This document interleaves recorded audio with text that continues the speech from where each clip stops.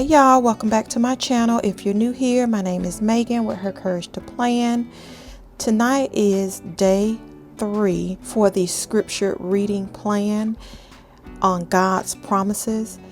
And tonight we're actually going to be coming from Isaiah chapter 40, verse 25 through 31.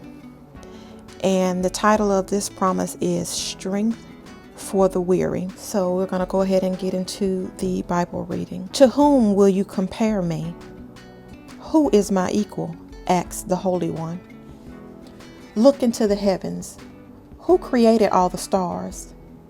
He brings them out like an army, one after another, calling each by its name. Because of his great power and incomparable strength, not a single one is missing.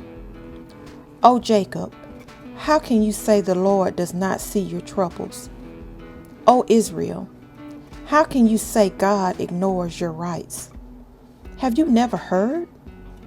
Have you never understood?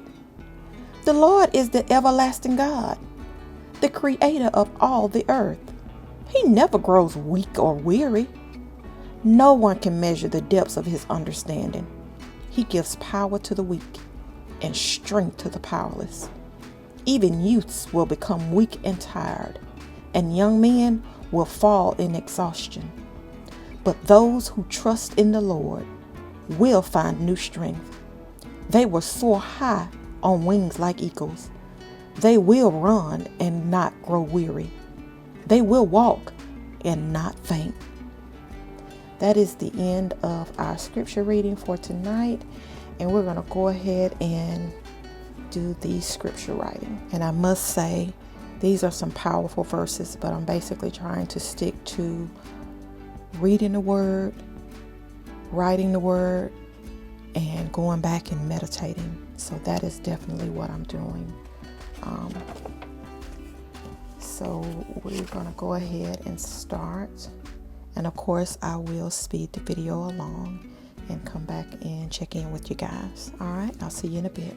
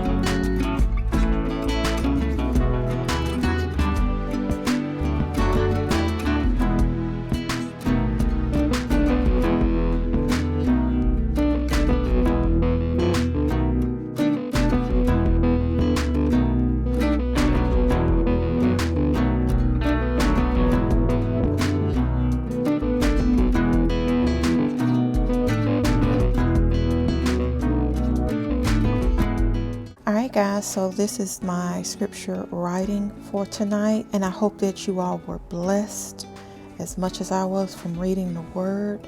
I will continue to read the Word, and I'm going to meditate on His Word because this is just too awesome.